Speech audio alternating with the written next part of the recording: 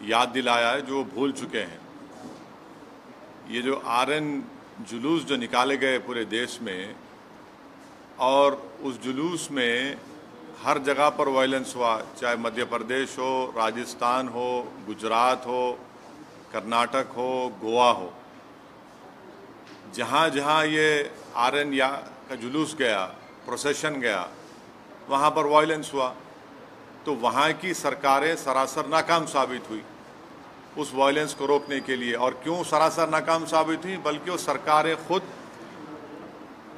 जो अंग्रेजी का लफ्ज़ इस्तेमाल करूँगा कि ये तो जो गड़बड़ हुई वो स्टेट कॉम्प्लिसिट वायलेंस था, स्टेट कॉम्प्लिसिट वायलेंस हुआ है। और आप दंगाइयों को दंगा करने से रोक नहीं सकते। परमिशन जुलूस का देने वाली सरकार, जब आप परमिशन दे रहे हैं तो जिम्मेदारी बीजेपी और जो वहाँ की सरकार है उनकी होनी चाहिए कि कोई वायलेंस ना हो। तो जो भी वायलेंस हुआ आरएन यात्रा या जुलूस में, वो स्टेट कॉम्पल्सिड वायलेंस है। और दूसरी बात यह है कि पत्थरबाजी हुई, फिर आप घर तोड़ देते हैं मध्य प्रदेश में। किस बुनियाद पे घर तोड़ते भाई आप? ये तो ये जेनीवा कन्वेंशन का वायलेशन है। आपको पकड़ना चाहिए उन लोगों को, अगर करे तो। आप घर किस बुनियाद पे तोड़ रहे हैं भाई? और एक ही कम्युनिटी घर तोड़ रहे हैं आप, क्यों? और आपको कौन ने अख्तियार दिया घर तोड़ने का? चलिएगा इलीगल है तो नोटिस दीजिए। क्या वही घर इलीगल है, दूसरे घर इलीगल नहीं है? एक ही कम्युनिटी के मध्य प्रदेश में आप घरों को तोड़ते हैं। और जो बच्चे अभी अडल्ट नहीं हुए, 70 बच्चों को आप उनको मारपीट करते हैं। और फिर दुनिया ने वीडियो देखा कि महिलाओं को, ज़ईफ़ महिलाओं को, बुजुर्ग महिलाओं को, 70 साल की महिलाओं को आप उनको मार के हाथ और पैर तोड़ देते हैं उनका। पुलिस तोड़ती है उनका, मध्य प्रदेश की पुलिस। ये आप काम कर रहे हैं। राजस्थान में हुआ, क्या कर राजस्थान कांग्रेस सरकार? भाई आपकी सरकार ने उनको परमिशन दिया। जब परमिशन आप देते हैं तो कैसा वायलेंस होता है फिर?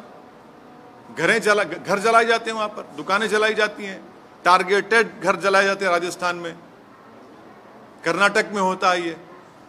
तो ये पूरे कंट्री में इतने 6-7 प्रदेशों में अगर हो रहा है तो ये देखिए, ये एक ऐसा नहीं है, पूरा प्लानिंग से हो रहा है ये।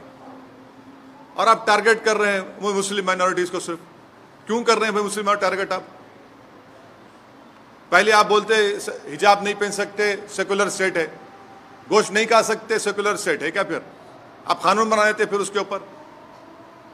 कहां पे रुकेगा बात? ये mob lynching, state sponsored violence, अब स्टेट कॉम्प्लिसिट वायलेंस, और संघ परिवार लो इंटेंसिटी वायलेंस कर रही पूरे देश में।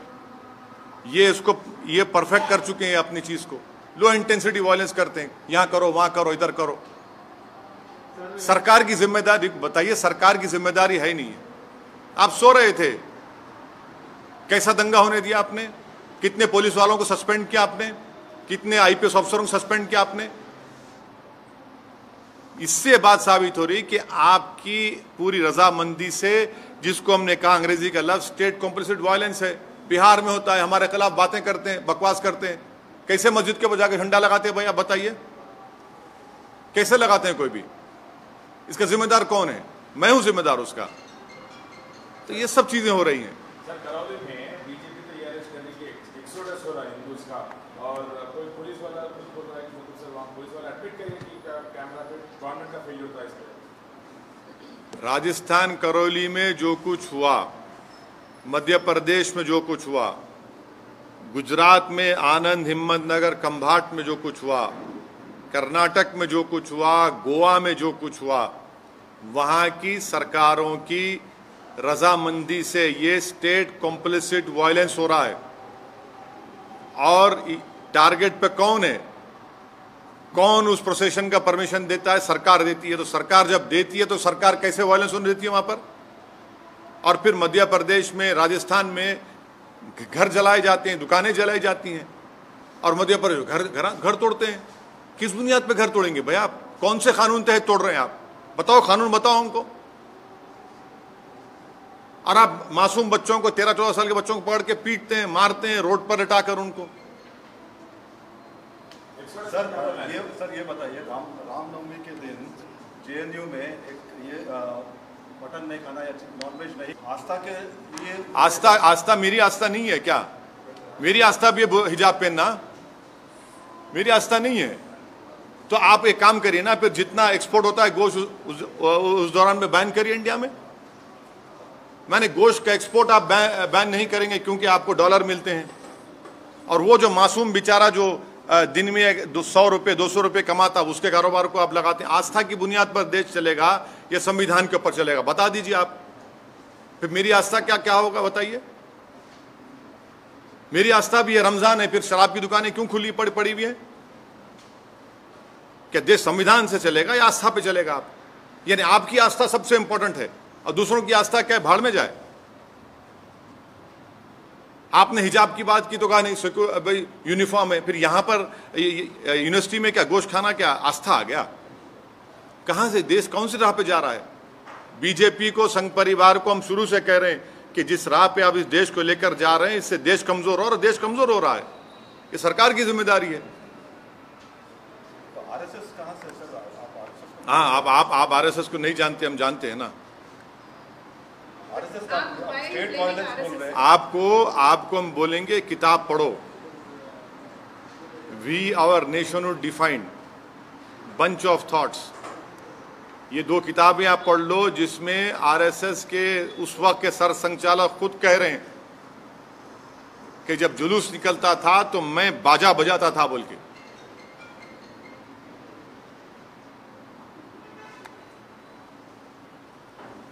सर, पाकिस्तान में सत्ता परिवर्तन हुआ है, जो नए वज़ीर आला बने हैं वहाँ, वज़ीर आज़म, उन्होंने कश्मीर का राग अलापा है।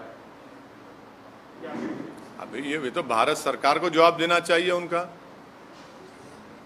भारत सरकार उनका जवाब दिए, प्रधानमंत्री तो मुबारकबाद पेश कर दी उनको। नहीं, आप हमसे सवाल कर रहे हैं। नहीं सुनिए, नहीं प्रधानमंत्री ने क्या जवाब दिया? प्रधानमंत्री ने मुबारकबाद दे दी उनको। देश के प्रधानमंत्री ने मुबारकबाद दिए हैं। नहीं, प्रधानमंत्री ने उनको मुबारकबाद दी है और कहा कि भाई इस खित्ते की अमन के लिए हमको अमन को बरकरार रखना चाहिए, टेररिज्म खत्म करना चाहिए। अब देश के प्रधानमंत्री मुबारकबाद दे रहे हैं तो ओवैसी से क्यों सवाल किया जा रहा है? आप कश्मीर से हमसे सवाल क्यों करते हैं? प्रधानमंत्री से भी करिए। अरे हाँ, जब नहीं देश के प्रधानमंत्री जब मुबारकबाद दे रहे हैं शहबाज शरीफ को, तो ओवैसी को क्यों घसीट रहे हैं इसमें आप? सर, लेकिन इमरान खान ने भी अपने फॉरेन पॉलिसी को देश के प्रधानमंत्री ने शहबाज शरीफ को, सुनिए, देश के प्रधानमंत्री ने शहबाज शरीफ को मुबारकबाद दी है। देश के प्रधानमंत्री ने, जब शहबाज शरीफ के बड़े भाई नवाज शरीफ प्रधानमंत्री थे उस मुल्क के, तो अफगानिस्तान से अचानक जब उन्होंने देखा कि शहबाज शरीफ के घर में लाइट दिख रही तो उन्होंने उतर गए, वहां पर दावत में चले गए बिन बुलाए मेहमान बनकर। हैं, हमको क्यों बोल रहे हैं? फिर उसके बाद पठानकोट हुआ। आप प्रधानमंत्री से पूछिए, वो मुबारकबाद दिए हैं। फॉरेन पॉलिसी नहीं, लेकिन अरे हम प्रधानमंत्री ने जो मुबारकबाद दी है शहबाज शरीफ को, असदुद्दीन ओवैसी को क्यों पूछ रहे हैं आप? प्रधानमंत्री चीन के ऊपर नहीं बोलते। प्रधानमंत्री चीन का नाम लेने से डरते हैं। प्रधानमंत्री वो इलाकों में जहां पर आज हम पेट्रोलिंग नहीं कर सकते, उन हिस्सों में जो भारत का हिस्सा पे चीन बैठा हुआ है, डेप्सांग में क्या हो रहा है, हॉट स्प्रिंग में क्या हो रहा है, डेमचौक में क्या हो रहा है, प्रधानमंत्री बोलते ही नहीं है। और मैं प्रधानमंत्री से कह रहा हूं कि हम इनकी खामोशी से ऐसा लग रहा है कि कहीं सियाचिन हमारे हाथ से चीन ना छीन ले।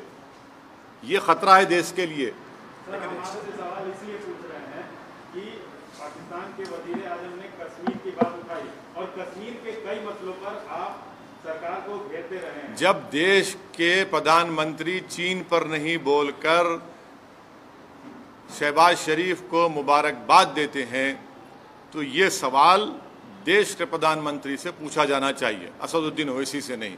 मैं देश का प्रधानमंत्री नहीं हूं।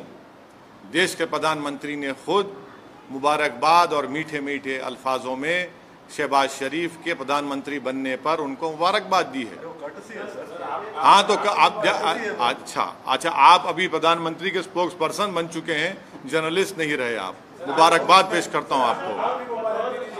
तो देखिए, ये सवाल करने का मतलब ये है कि मैं अपनी देशभक्ति को साबित करूं।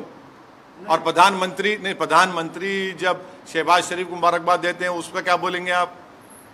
आपकी जबान चुप हो जाती है। अरे मैं आपको उल्टा सवाल करना चाहिए प्रधानमंत्री से, बीजेपी से। दूसरे मुल्क का वजीर आजम हमारे कश्मीर के बारे में बात उनके सुनिए, उनके उस बयान के बाद ही मेरे देश के प्रधानमंत्री ने शहबाज शरीफ को मुबारकबाद दी। आप ही दे दीजिए सर, हाँ, आप ही दे दीजिए। देश के प्रधानमंत्री दे दिए ना, देश के प्रधानमंत्री दे दिए, शहबाज शरीफ को मुबारकबाद दे दिए। अब नहीं मालूम, हो सकता है घर में दावत है चले भी जाएंगे, क्योंकि जब नवाज शरीफ के पास गए थे खाना खाने। कश्मीर वाले मुद्दे पे आप क्या कहेंगे सर? क्या कहेंगे हम तो शुरू से कह रहे हैं कि 370 हटाना एक कॉन्स्टिट्यूशनल ब्रीच था। बोलिए आशीष साहब। Sir, 2014 onward, we have witnessed more justice kind of incident. We witnessed now lynching several of certain persons who are yet to proven guilty or accused in court. You see, this is clearly a state complicit violence, number one. Secondly, this is a collective punishment being given to one particular community. Third, this is a grave violation of Geneva Convention. Fourth, under what law the government of Madhya Pradesh has demolished houses of the Muslim community? Fifth, if they were illegally built, you cannot arbitrarily demolish any house. You have to give a notice. Sixth, you can regularize those houses. Seventh, it clearly shows their biased attitude of the Madhya Pradesh BJP's chief minister and his government towards the Muslim minority, because it is a state complicit violence. Earlier it was state sponsored, then it was mob lynching, now it is state complicit violence, and they have failed in protecting the properties and the life of a particular Muslim minority community. And the last point which I want the people of India to remember, how is it that the old Muslim women were assaulted? 70-year-old Muslim women, their elbows were broken, their heads were smashed. Who did this? It is a Madhya Pradesh police. What justification does the BJP government has towards this attitude? Almost similar kind of violence we have witnessed in Rajasthan also. Yes, it is. Yes, in what has happened in Rajasthan, Karoli is equally condemnable. Targeted violence has taken place. The Congress government of Rajasthan has supported this state complicit violence. They were the ones who gave the procession permission for RN procession. It is their responsibility, constitutional responsibility, to protect life and limb and to maintain peace, which the Congress government has utterly failed. And it is their responsibility, and whatever violence has taken place, it is the responsibility of Rajasthan-led Ashok Gehlot government. Jharkhand also witnessed such a similar. Yes, not only Jharkhand, even Karnataka, even Goa, even Karnataka.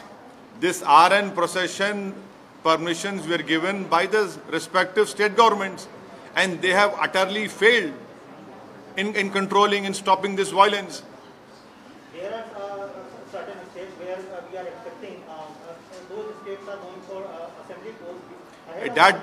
That is not the issue. The issue is that you have to discharge your constitutional responsibility, which these respective state governments have completely failed. This is what I call state complicit violence. And once again, the Muslim community has been targeted in what happened in all these states in this RN procession. Sir, Shivraj Singh Chouhan ने bulldozers चलवाए, आप कह रहे हैं Muslim community को target कर रहे हैं क्या? बिल्कुल। कौन से कानून के तहत आप बुलडोजर चला रहे हैं बताइए?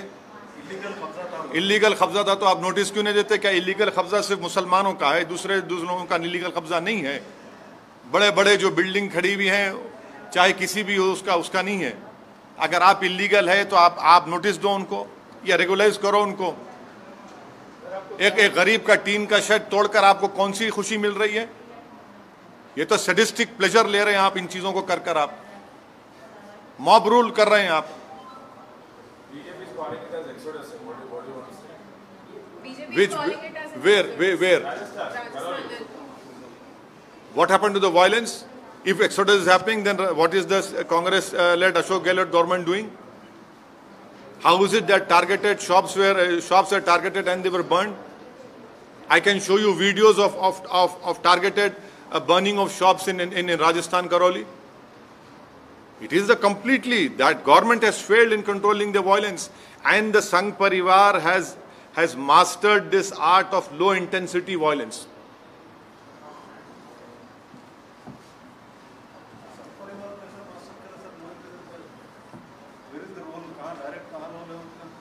नहीं पूरे आसमान से आए ना, यहाँ के नहीं थे वो। नहीं सही है, बिल्कुल से आसमान से आए थे। और जो वीडियोस जो आ रहे हैं उनके नारों के, उनके प्रोवोकेटिव बकवास के, एक जगह भी लोकलाइज जो भी थे वहाँ पे लोकलाइज। और बिहार में मुजफ्फरनगर में वहाँ पर मस्जिद के ऊपर झंडा लगाना आरएसएस वाला था सर। बिल्कुल, कौन रहते फिर वो लोग? कौन है? संघ परिवार। देखिए वो संघ परिवार के लोग हैं, नहीं है? आप तो नहीं ना संघ परिवार के। सर, आप आरएसएस को क्यों? संघ परिवार के लोग इस देश में लो इंटेंसिटी वायलेंस करने के लोग मास्टरी हासिल कर चुके हैं। कैसे कोई जुलूस के दौरान में मस्जिद के ऊपर झंडा लगा सकता है? पुलिस क्यों खामोश बैठी थी? क्या हम नहीं देख रहे कि आप हिजाब शुरू होता, कभी गोश्त शुरू होता, कभी दिल्ली का राइट होता, कभी मॉब लिंचिंग होती है? क्या हो रहा है फिर ये? इनका फायदा क्या होता है सर? लोग ये बहुत अच्छा हेट्रेड आप पैदा कर रहे हैं इस देश के नागरिकों के खिलाफ, जो एक मजहब पे चलने वाले हैं। आप उनके खिलाफ हेट्रेड पैदा कर रहे हैं। सर उत्तर प्रदेश में जैसे बुलडोजर हिट हुआ, तो ये मध्य प्रदेश में जो बुलडोजर चला, आपको लग रहा है कि इसका विस्तार है? बुलडोजर का जो कॉन्सेप्ट बना है नया, उसका विस्तार हो रहा है? अगर आप किसी का भी घर तोड़ रहे हैं बगैर नोटिस दिए, तो वो नंबर 1 एक कलेक्टिव पनिशमेंट है कम्युनिटी के खिलाफ। सेकेंडली, अगर वो इलीगल तरीके से बनाया गया तो नोटिस देने का ये प्रिंसिपल्स ऑफ नेचुरल जस्टिस के खिलाफ है कि बगैर नोटिस दिए उसको तोड़ रहे हैं। थर्डली, आप वायलेंस को रोकते नहीं है, आपकी नाक के नीचे वायलेंस होता है और उसके बाद आप ये सब तमाशे करते हैं। तो ये घर को तोड़ना कौन से कानून के तोड़ रहे हैं घर? बताइए आप। नहीं, मैं दूसरा नहीं, मैं आपको कानून की, संविधान की बात कर रहा हूं। आप कौन से कानून के घर को तोड़ रहे हैं? बताइए हमको। बगैर नोटिस दिए आप, ये तो जेनीवा कन्वेंशन के खिलाफ है। वो आपकी बात सही है सर। नहीं, मैं सही बोलता हूं ना, गलत कब बोला हूं मैं? वो एक मानसिकता जो जैसे बुलडोजर जो यूपी चुनाव में हिट हुआ, तो एक तरह से अप्रूवल मिल गया कि हाँ इस तरह से। मध्य प्रदेश में आप जो आरएन प्रोसेशन में जो वायलेंस हुआ उसी पर स्टिक करिए। मध्य प्रदेश में जो घर तोड़े गए मुस्लिम समाज के, वो कौन से कानून के तहत शिवराज सिंह चौहान बीजेपी ने तोड़े? बताओ हमको। आपने क्यों परमिशन दिया जब आप वायलेंस को कंट्रोल नहीं कर सकते? अगर वो इलीगल थे तो नोटिस क्यों नहीं देते आप अपनी नाकामी को छुपाने के लिए, आप अपने स्टेट कॉम्प्लिसिट वायलेंस को छुपाने के लिए आप एक कलेक्टिव पनिशमेंट मुस्लिम समुदाय को दे रहे हैं। ये जेनीवा कन्वेंशन के खिलाफ है, ये इंसानियत के खिलाफ है, प्रिंसिपल्स ऑफ नेचुरल जस्टिस के खिलाफ है। इसको हर उस शख्स को जो संविधान पर भरोसा करता, यकीन करता, उसको कंडेम करने की जरूरत है इस हरकत को।